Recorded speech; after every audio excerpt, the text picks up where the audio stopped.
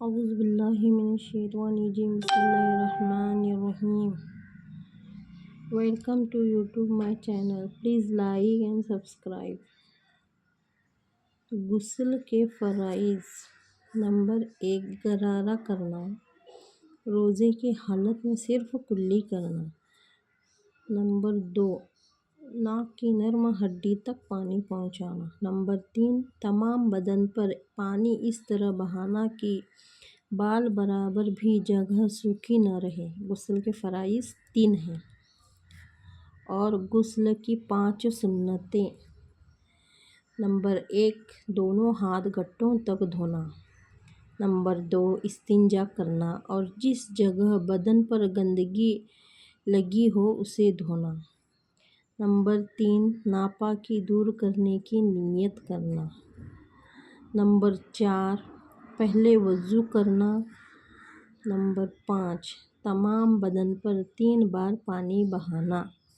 یہ غسل کی 5 سنتیں ہیں۔ معذور کا وضو اور غسل: کسی کو اگر پیشاب یا دھات وغیرہ کی ایسی بیماری ہے کہ ہر وقت قطرہ آتا رہتا ہے یا بدن پر کوئی زخم یا ناسور ہے، ہر وقت خون پیپ رستا رہتا ہے یا نقصیر ہے، بند ہی نہیں ہوتی، یا عورت کا خون استنجا ہے اور یہ عارضہ نماز کے پورے وقت میں جاری رہتا ہے، اتنا بھی وقفہ نہیں ملتا کہ جسم پاک ہو کر نماز ادا کر سکے، ایسا آدمی معذور کہلاتا ہے۔ اس کا یہ حکم ہے کہ وہ قطرہ خون و پیپ جاری رہنے کی حالت میں نماز پڑھ لے، البتہ اسے ہر وقت نماز کے لیے تازہ وضو کرنا ہوگا اور ہر وقت کے ختم ہونے تک باقی رہے گا۔ اس وقت کے اندر اسی وضو سے چاہے جتنی نمازیں پڑھے، تلاوت کرے، سب درست ہے۔ ہدایت: وضو، غسل، پانی اور دیگر متعلقہ امور کے تفصیلی مسائل ضرورت کے وقت فقہ کی بڑی کتابوں میں دیکھ لیے جائیں۔ تیمم کا بیان: جب پانی نہ ملے یا پانی استعمال کرنے سے بیمار ہونے یا مرض بڑھنے کا ڈر ہو تو تیمم کرنا جائز ہے۔ پانی نہ ملنے کی چند صورتیں ہیں: پانی 1 میل دور ہو، یا کسی دشمن یا درندے یا کسی مجی جانور کے خوف سے پانی لے سکتا ہو، یا تھوڑا پانی اپنے پاس موجود ہے مگر ڈر ہے اگر اس کو وضو میں خرچ کر دیا تو پیاس کی تکلیف ہوگی، یا کنواں موجود ہے مگر رسی نہیں، یا پانی موجود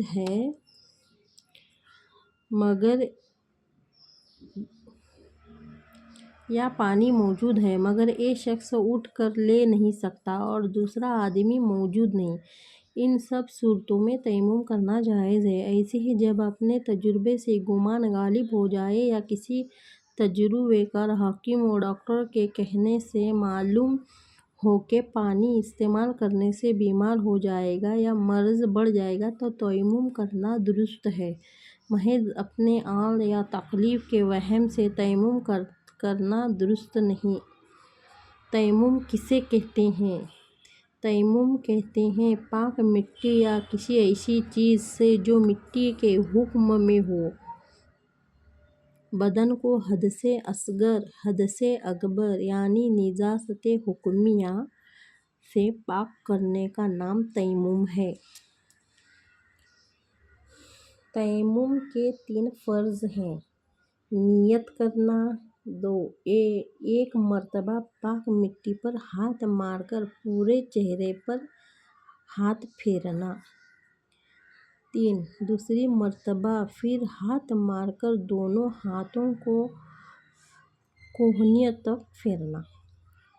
تیمم کی سنتیں: بسم اللہ پڑھنا، ترتیب کے ساتھ تیمم کرنا، پے در پے تیمم کرنا، دونوں ہاتھوں کو مٹی پر رکھنے کے بعد آگے کی جانب کھینچنا، پھر دونوں ہاتھوں کو مٹی پر رکھے ہوئے پیچھے کی جانب کھینچنا، پھر دونوں ہاتھوں کو جھاڑنا، ہاتھ مٹی پر مارتے وقت ہاتھ کشادہ کرنا۔ ان چیزوں سے تیمم کرنا جائز ہے۔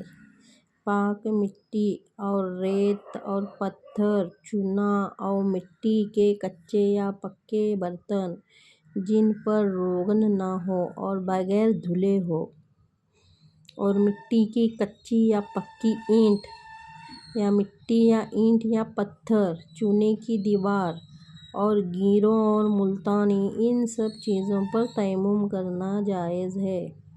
ایسے ہی اگر کسی چیز پر غبار پڑا ہو تو اس سے تیمم کرنا جائز ہے۔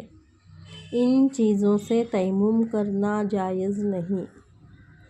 لکڑی، لوہا، سونا، چاندی، تانبا، پتل، ایلومینیم، شیشہ، کپڑا، راکھ، تمام گلے، ان سب چیزوں پر تیمم کرنا درست نہیں۔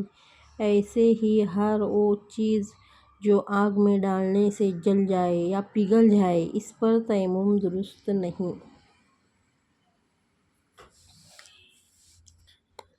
وضو کے 4 فرائض۔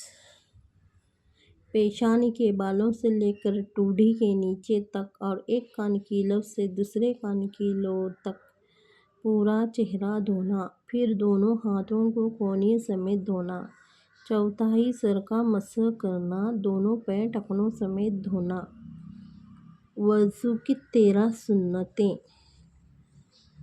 نیت کرنا، بسم اللہ پڑھنا، پہلے 3 بار دونوں ہاتھ گھٹنوں تک دھونا، مسواک کرنا، 3 بار کلی کرنا، 3 بار ناک میں پانی بہانا، 3 بار پانی ڈالنا، داڑھی کا خلال کرنا، ہاتھ پیر انگلیوں کا خلال کرنا، ہر عضو کو 3 بار دھونا، ایک بار تمام سر کا مسح کرنا، یعنی بھیگا ہوا ہاتھ سر پر پھیرنا، دونوں کانوں کا مسح کرنا، ترتیب سے وضو کرنا، ایک عضو کے سوکھنے سے پہلے دوسرے عضو کو دھو لینا۔ وضو کے 14 مستحبات۔ قبلہ رخ ہو کر بیٹھنا، مٹی کے برتن میں پانی لے کر وضو کرنا، برتن کو بائیں طرف رکھنا، اونچی جگہ پر بیٹھنا، بائیں ہاتھ سے ناک صاف کرنا، ہر عضو کو پہلے 3 گیلا ہاتھ ملنا، وقت سے پہلے معذور شخص کو وضو کرنا، انگوٹھی ہلانا جب تک کہ ڈھیلی ہو، وضو میں درود شریف پڑھنا، گردن کا مسح کرنا، دھونے میں اعضاء کو داہنی طرف سے شروع کرنا، وضو کا بچا ہوا پانی کھڑے ہو کر پینا، دعا پڑھنا، وضو کے بعد 2 رکعت تحیۃ الوضو پڑھنا۔ وضو کرنے سے پہلے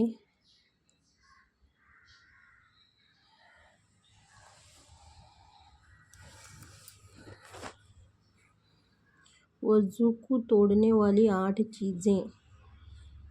پاخانہ پیشاب کرنا، ان دونوں راستوں سے کسی چیز کا نکلنا، ری یعنی پیچھے سے ہوا نکلنا، بدن کے کسی حصے سے خون یا پیپ نکل جانا، منہ بھر کر الٹی کرنا، لیٹ کر یا سہارا لے کر سو جانا، بیماری یا کسی وجہ سے بے ہوش ہونا، مجنون یا دیوانہ ہونا، نماز رکوع سجدے میں قہقہ لگا کر ہنسنا، ان چیزوں سے وضو ٹوٹ جاتا ہے۔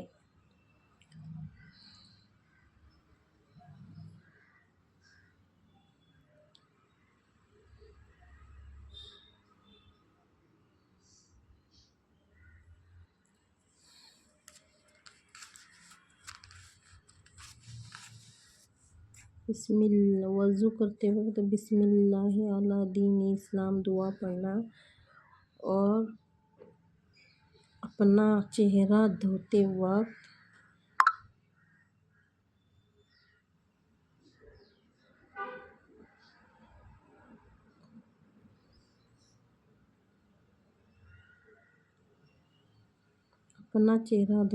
اللہم بسمک علی ذکرک و شکرک و حسن عبادتک پڑھنا۔